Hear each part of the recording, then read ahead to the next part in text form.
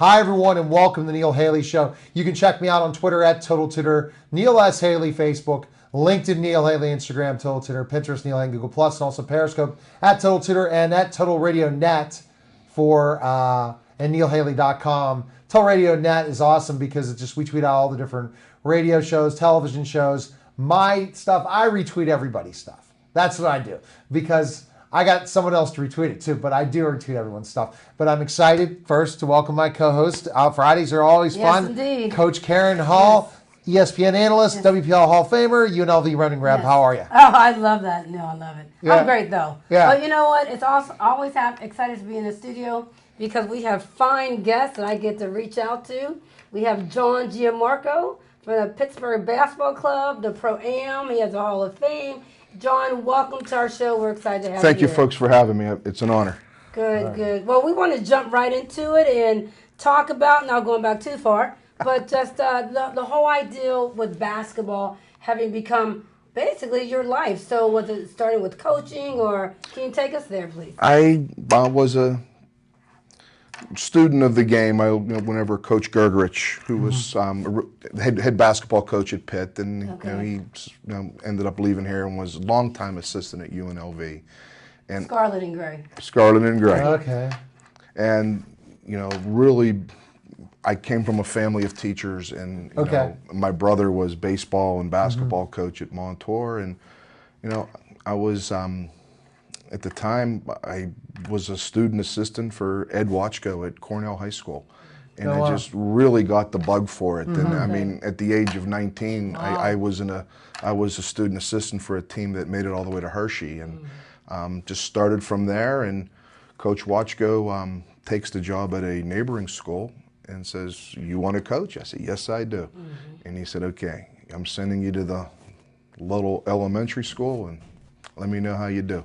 And the teaching and the interaction, it just became something that just became a part of me. And yeah, I hate to say, I've given most of my adult life to the game of basketball in Western Pennsylvania for the kids, and it's been just an honor and a pleasure. And it's my golf. Right. It's my hobby. I go to work every day like everyone else, but basketball is my passion. Right, and seeing that passion and how it's a year-round thing, it keeps you as busy as your job for sure. Yeah, it does. Your personal job, yeah. And then, in 1994, I believe this is the 23rd year of the Pittsburgh Basketball Club, I was an assistant coach at Stowe Rocks High School. And okay, so we're going to assistant. We played you in the WPL finals, and we lost. We lost the PIAA finals. I own 6 WPL championship rings. And I don't know how many things with the lower levels, but so in '91, did you play us? Sarah, we lost to you guys. Yes, we beat you at the Fieldhouse, and there's actually there goes the connection. If they would have put me in, I would have stopped. And Coach Rosansky didn't play me like he played me against Gump and them when I was swatting everything. It's big guys, because we had a big lineup. Now you kind of remember it, and then your guy. It was Gabe Jackson, right? Or no, it was not Gabe. It was Gabe. Was at New Brighton. No. Who was the big star Stowe Rocks? Mark Dominic. Mark Dominic and at 6'7", and we had what was the foundation of a couple more title teams: Keith Reddicks, Marvin Thomas. I don't think Monty Latimer was. I think he was a freshman the next year. Who was with Mark Dominic? Was the other star with Dominic that year? Steve Sekelic. Okay, so what I remember that team is I could shut down Dominic. And everyone was saying, "What the heck is Rosansky not having in there in that game?" And so, see, there you go. See, I never thought. I had people because we beat Clareton. I mean, we beat Clareton because of my size.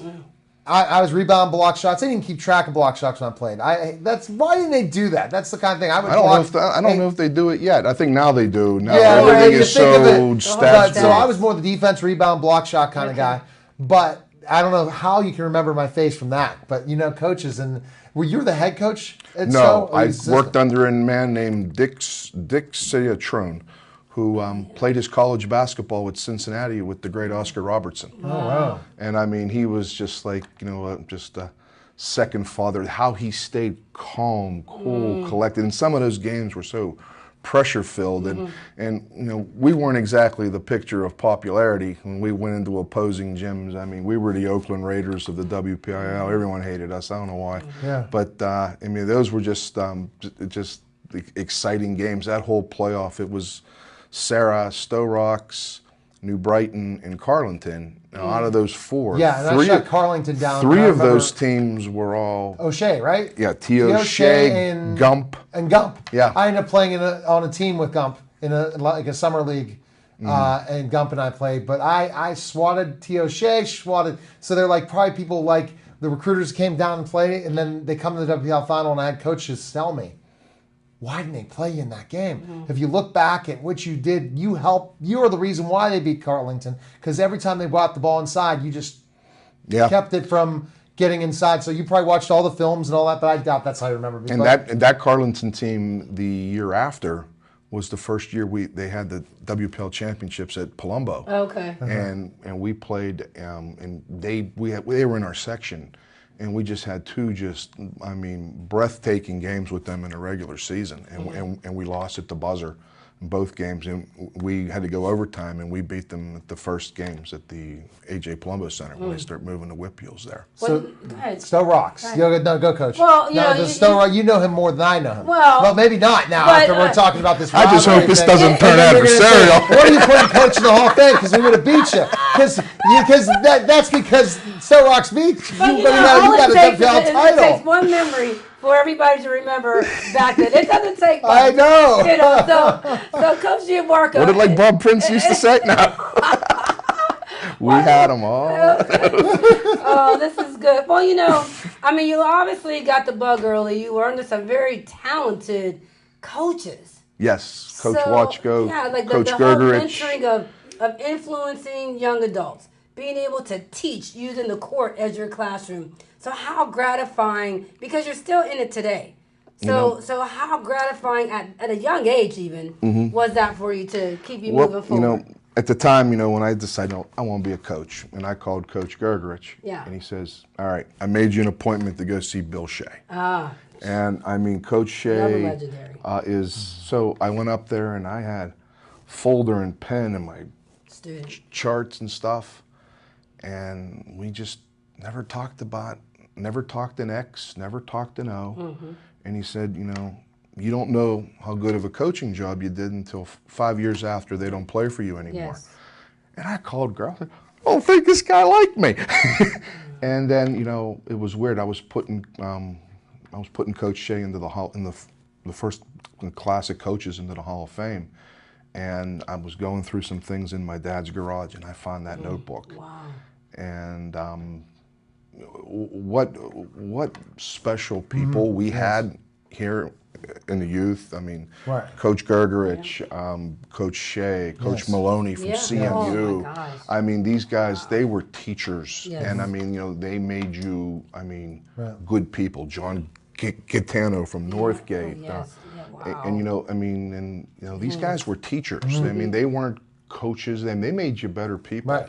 And I mean, I know this past year it's the basketball club, so it's a cold, stormy night in Stowe Rocks, and we, you know, those guys that beat you in 90, 91, well, they were now seniors now. They lost, I believe, 7 games in their high school career, and I was doing some consulting work for Sonny Vaquero, who had just left Nike for Adidas, and Coach Citrone pulled me aside and just powerful, talented teams coming up the pike. He goes, "Now we got to get these kids some experience. Maybe we should get in a summer league or something." Now at the time, you know, when Sonny left Nike, the shoe wars were on, and you know, Sonny had a league set up at Keystone Oaks, and it was Nike sponsored. Well, we needed our own. I wasn't going there, so I rounded up 8 teams, and I started my first Pittsburgh Basketball Club Summer League, and the 8th team to join was funny because it was John Sarandria, who had left University of Pittsburgh to take over at Newcastle, and you know, he wore our shoes and what have you, and hey John, can you give me directions to Montour? You know, at this point, I don't know my way out of Kennedy Township, much less how to tell somebody how to get there from Newcastle or talk to Coach Watchko. But Karen and I were talking. Back then, we'd make the schedules on Coach Watchko's classroom chalkboard, room 212 at Cornell High School, and we're hammering it out. I'm going through all of the school picnics and commencements, and so it's all done. Yeah. It's all on the board. I said, well, I better write this down. He goes, no, I'll get one of the kids tomorrow morning. They'll type it up. I'll give them a couple of points extra credit. I said, well, you sure? I don't want the janitor coming and erasing this. The janitor was right outside the door. And you'd have to know Coach Watchko to rule you because, that bum never washes a chalkboard. So the janitor heard him, and it's not Oh, no.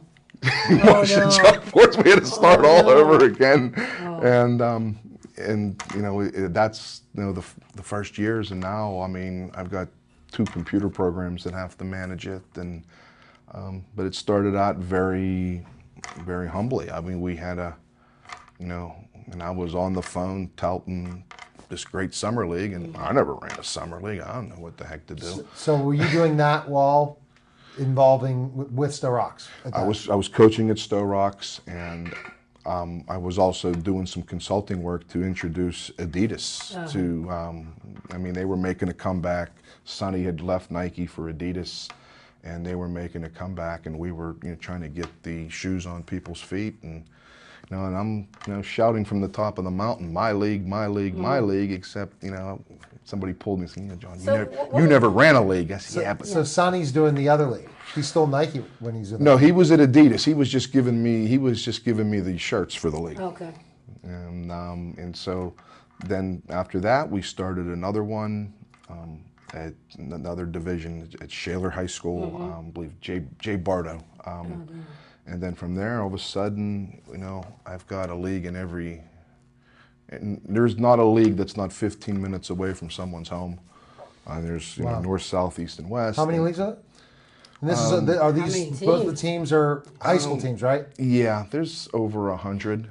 I had 14 gyms going at the same time Tuesday night. Yeah, like presently. And does White Oak still have a league, White Oak Athletic, or not? Because I played in White Oak. I'm not sure. I don't know. I have enough trouble keeping my arms around mine. Penn Hills were in our league. Yeah. McKeesport, Penn Hills. Now we send teams down to Central Catholic, a little bit more central, a little bit that's kind of in the middle for those. And then so summer leagues then became fall leagues, and everyone laughed at me. Right. You're going to play fall basketball during football season. And now all of a sudden that has, there's 60 teams playing fall basketball. So you have these leagues, and at the same time, a couple questions going through my mind, but I'll ask one at a time. The Pittsburgh Basketball Club is now happening. So you have, was Ozanam under Mr. Coleman? I think, I know Mr. Coleman was sort of, things were kind of going on the end for the Ozanam. His health wasn't good. Exactly. And, I was lucky to talk to him before he passed. And, things were changing there. Yes. And, and a lot of what I do is with the good things that he did in mind. Wow.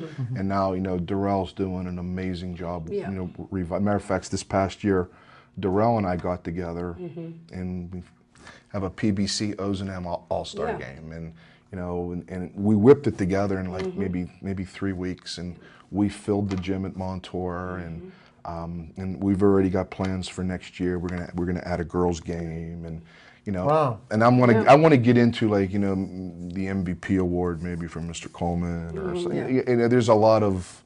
I'm very big in honoring our past. Our basketball past is so tradition filled. Yeah. So when we get back, more John Giammarco. And that's good or bad, I don't know. More things. It's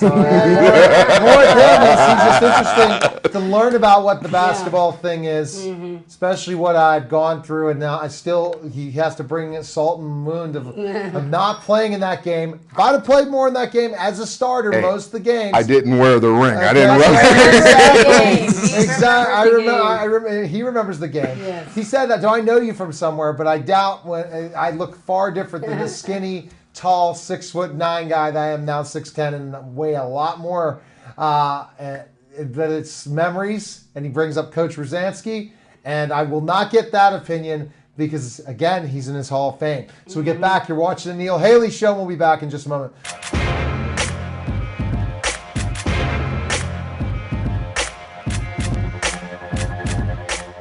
Rather than just reading about history, why not see history in action? Perhaps no historical event that took place in Western Pennsylvania has any more importance than the Whiskey Rebellion. Visit the Oliver Miller Homestead on Sunday, July 17th from 1:30 to 4:30 to learn why this event occurred, its importance in our history, and its outcome. Western Pennsylvania farmers in the late 18th century had little of value to sell back east to be able to purchase their needs, but their whiskey was the best. Monongahela rye became a prized purchase. When the federal government passed a tax on their whiskey, revenue agents came west to impose the writs that demanded the payment of this tax. William Miller, son of Oliver, resisted paying this tax or registering his still in far-off Philadelphia. Not only he, but nearby workers vigorously resisted the paying of the tax and reacted with marches, firing of rifles, and great anger toward the government. The situation escalated into occasional acts of violence and even more angry marches by the rebels. Learn more about these events and their outcome in a series of skits that will begin at 2:30 on the grounds. Admission to this special event is only $2. Learn more about this and our other events at www.olivermillerhomestead.org.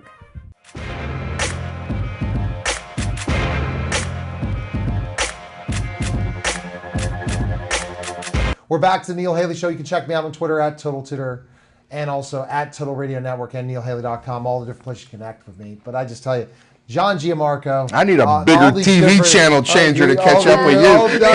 Social media-wise. Social media? All that. Oh, yeah. My interview started today at 8:50 Yeah. with Michael Harney, Orange is the New Black. I interviewed him. So I have a story, not Okay. for the king, but you can talk. Tell us the story now. not the one that I want to tell you about the night of the championship. Tell when we take a talk picture. about it. Okay, so that's You'll love another this one. network, another opportunity. Okay. Let's get into like the Pittsburgh Pro-Am. Yes. So how does that originate out of the high school? So where did that come from? Where did that idea come from? I went to the wrong room at the NABC Coaches Convention, and there's a registration, and there's just a potpourri of people everywhere, and I walked dab smack into Jamie Dixon. I mean, when I say I walked right into him, I mean, like I almost bowled him over because I was in the wrong. Okay. I went to the coaches registration instead of the high school coaches registration, and there's just a lot of people that you catch up with there. And so I bumped into Jamie, and he just finished up a great season, and I, congratulating him, and he said, "John, he goes, why don't you have a league for my guys?" And I said, "Coach, I never thought of it. Yeah. And so, plans started in place, and later that night, Sonny was hosting, his big Adidas party, and there's a picture, and I would love to get my hands on it, of all of the people from Pittsburgh who were at this party, who had roots to Pittsburgh. Yeah. I mean, Mike Rossman and John Gipko, I mean, all of us were in this picture. And in this picture, my hand is on Jamie's sister, Maggie, and I'm poking my head into the picture. And it was awful. I mean, a week later, Maggie passes away, and so I just kind of, I'm not bothering this guy. I mean, I can only imagine what he's going through. And I got a phone call. Are we ready to go? But I had started the NCAA paperwork. Okay. So it was submitted, but I'm just thinking, this thing just fades away. And so he called me and said, are we ready to go? I said, yeah. I thought he wanted to borrow my portable scoreboards for camp or something. He's like, no, John, the league. Right. And I said, well, Coach, I didn't want to borrow. He said, I got to keep busy. And so we pulled the first league together, and I had some extra gym time at North Allegheny the first year. They had 3 courts, and so we had the games up there the first year, and then we couldn't quite finish the schedule there, so we moved it to the Green Tree Sportsplex, and it was initially, that was its home. I mean, and the people. I've run leagues for all these years. I've never seen so many people. I mean, we were on the front page of the Pittsburgh Post-Gazette, and it was Steeler training camp season. And you know, basketball is not supposed to be there, much less. Pitt really had some unbelievable teams. We had, so there were some great teams. I mean, DeWan, and I mean, and the NCAA rules were a little bit easier to work with. I mean, you know, some of those rules, I probably got a better chance of solving world hunger than really figuring them out. And so so you know, I would get there early. You know, I'm very hands-on with my stuff, and I'd be setting up the scoreboard and stuff. And you know, like the lights were like half lit, you know. And it's like, you know, when someone's watching you. And I'm looking over the corner of my eye, and there's this guy. He's got boxed lunches, and him and his kids are eating. And I'm like, sir, what are you doing? Oh, you know, got to get here early to get these front row seats. Well, it turned out DeWan Blair had a thing where he'd pick a little boy in the front row to go get him water. That was their job. And I mean, I worried, and I knew in time we had to get out of that. So out of the sportsplex, because DeWan dunked, and that poor little boy was sitting on the backstop there. Right. And I mean, he took off like a jack in the box. But boom. Yeah. So you had the team that played in the league, in the Elite Eight, the last time. Yes. Yeah, the first league, I believe, 2006, 2007. And I just looked at this guy. I said, sir, you need some grass to cut or something. Games don't start for 2.5 hours. And he came up to me later. He goes, hey, I didn't mean to alarm you, but he said, you know, I could never afford the donations to be this close to the to the players, and the players were great. They, you know, autographs, the pictures, and you know, they'd include the kids. And I mean, we had, you know, Sam Young and. Yep. I remember the one year, the Indiana Pacers were considering signing a young man named, his last name was Jackson, Aaron Jackson, I believe, played at Duquesne. Okay. He was a 6'3" guard. Well, I'm sitting at home, and I get this call. At my website, the rosters weren't ready yet, you know, more information coming soon. And I guess they interviewed the Jackson. He was MVP of the second league, and the Indiana Pacers interviewed him, and he talked about, you know, the Pittsburgh. Well, this wasn't just anybody. He interviewed with Larry Bird. Yeah, right. So this 617 area code's popping up on my phone, and this lady with this Midwestern drawl that, I mean, you knew it was the Midwest. And I'm on the phone with Larry Bird. Yeah. And I don't know if you can notice, I can yak away here.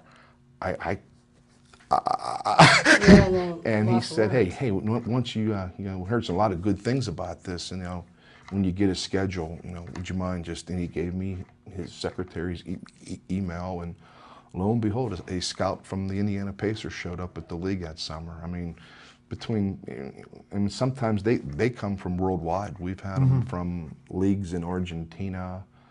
One of my all-time favorites, who is one of the top boardmen in Spain, is Jakeem Donaldson. I mean, he played in the league, and it's been really a who's who of Western Pennsylvania basketball. And you know, last year, for one reason or another, you know, we couldn't have it. But I mean, you know, this year it's coming back. I had the opportunity to meet with Coach Stallings, and you know, the interest in it, and I've, you know, done it in a lot of leagues, a lot of camps, tournaments of all ages. You know, our Hall of Fame weekend games last year, and we hosted, you know, Alderdice against Mars, and you know, Hall of Fame weekend has just become. And again, I sort of fall into these things. We're sitting up in the stands in the Pro-Am, and it's me and Coach Shea and Frank Gustine, and you know, and the war stories are flowing. And they say, you know, there's no basketball Hall of Fame. I said, you know what, I could do that. So we start digging into the names, and you know, of course, one of the first names that came up was Maurice Lucas. So I set out to reach Maurice, and reached a mutual friend, and he said, Johnny, Reese's really, really, really sick. And that's kind of when I realized I had to hit the accelerator to that, because the 60s and the 70s, and I call it the Legends Division, where the Round Ball Classic was who's who in basketball. For sure. And I mean, the names, there's been, I mean, I get probably a dozen, you know, suggestions to put on the ballot weekly. I'm sure. Weekly. I mean, and I will have Hall of Fame brunches. I'm figuring with the names already submitted probably for the next 20 But you have years. the different categories. So Yeah, we have a coaches division. We have a legends division. We have a contributors division where, you know, like last year we honored Rick Ellsbury, a great referee in our league. So, you know, we honor the referees. I mean, and they've been a big part of all this too, the athletic directors, and, you know, there's just so many great players. And, you know, I like to do it, you know, when, you know, like last year, I tried something and I was pretty pleased with how it turned out. You know, Coach McCluskey from Farrell. No family, you know, like, and boy, the Farrell people were after me. How do you know all of it? I'm like, well, okay, who's accepting this award? You know, and I bumped into a couple of his former players and at the airport, and I'm sorry the name's slipping. We played at Duquesne, just great player. We honored him last year, and he said, well, how about if we get all the surviving captains together? We'll come accept it. And I said, you know what, that's a winner. Yeah. And so we had them all there. And so this little 8-team summer league in 1994 is, you know, morphed into, you know, multiple sites of summer league, and we bring them all. So you still do the pit basketball and all that? The Pro-Am. Yeah, the Pro-Am tips off this year, July 6th. Who do you, what team, like that, real quick for information for people out there, because that's going to air soon. Question about, like, it's Pitt's players, it's local? Or? Pitt, Duquesne, and Robert Morris's players will all be here. What about West Virginia? Any? The NCAA rules make it difficult. Okay. We have an offer out to them, but see, they changed it. Before WVU would come, you know, it wasn't quite as stringent for how many players could play on one team. So, and you look at so they're on different teams. Like you could only have 2 players per team. And then they're all the best team. Players so in college basketball. Yeah, you have to look. WVU's driving 90 minutes up and 90 minutes back, and it's difficult. Best place website, all that stuff for you, John. www.pittsburghbasketballclub.com.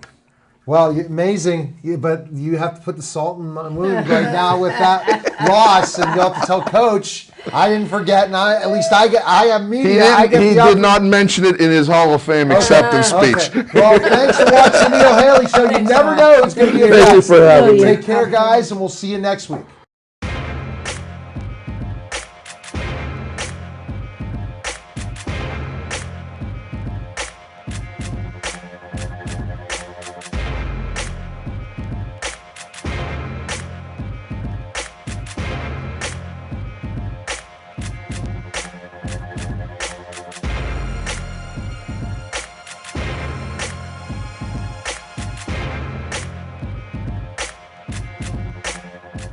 And for those of you in Bethel Park that don't know me, I am Mr. Bold, one of the many stars here at Bethel Park TV, Channel 7. I hope that the folks in Bethel Park understand what we have here in the way of BPTV, the asset that the television station, the public television station, is to the community of Bethel Park. For Mr. Bold personally, one of the things that I would like to do, and I've talked to Dave about this, is a show gearing itself towards veterans. And I would throw out an invitation to the veterans in our audience here in Bethel Park or around the South Hills. If you want to contact Dave Cable here at the station and let them know that you would be willing to share your experiences, especially the World War II veterans who are losing here at an alarming rate, and pretty soon there's not going to be many of them left. I would love to get them on TV if they would be willing and interview them.